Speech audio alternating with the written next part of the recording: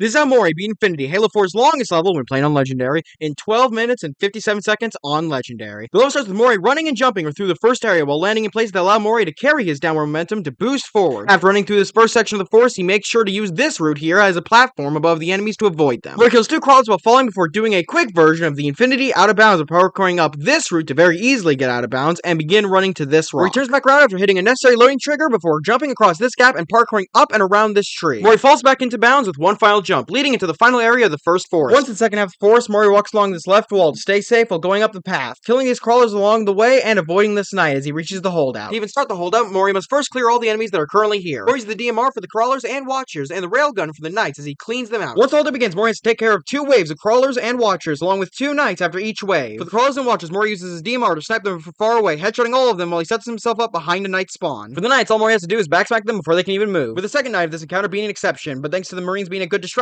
he's able to backsmack the knight. Once the door to the next area opens, Mourie runs through it before using his railgun and grenades to kill this knight and the nearby grunts before the knight can teleport. Mourie then clears out the rest of the enemies with careful peeking and, as always, using the DMR on small enemies and the railgun and DMR on the knights. Once the area is clear, a Phantom comes in, and Mourie uses 2 plasmas to knock off the main turret. Mourie proceeds to kill every enemy in the Phantom before they can even hit the ground. He then moves here while waiting for the next enemies to spawn, which is 2 scattershot knights. Once the knights spawn, Mourie hits one with the railgun DMR combo before moving to the left while reloading. The other knight at this point gets distracted by the auto turret, which is why he wasn't attacking Mourie, giving Mourie an easy kill and ending the wave fight, allowing him to be picked up and brought to the tank section. Once he spawns in, he runs over to these rocks, roots, and debris to get to the ghost before it can spawn in. Thanks to skipping a loading trigger that comes before the ghost spawn, none of the enemies in the next area load in, so Mourie is able to drive all the way to the facility entrance. He proceeds to stun and hijack this Wraith to sidestep all the enemies and get into the elevator. Thanks to, well, having a Wraith, none of the enemies in the next combat encounter stand a chance. Once combat is over, Mourie hits revert as soon as he gets this checkpoint to skip some of Del Rio's dialogue before running over to this Warthog and driving it into the door frame where he pulls a Halo Reach and uses the get out animation to phase right through. This is where we get to the most dangerous area, but not before Mourie uses the rockets to blow this door wide open and turn his FPS down to 60, which causes the enemies in the next room to actually be less likely to aggro on Mourie as they have less frames to do so. He then grabs the Mongoose to drive up this ramp and onto the top pathway to avoid most of the enemies. This does not guarantee safety, however, which is why Mourie headshots these field rod grunts before driving off the second floor directly into the most open, and in my opinion,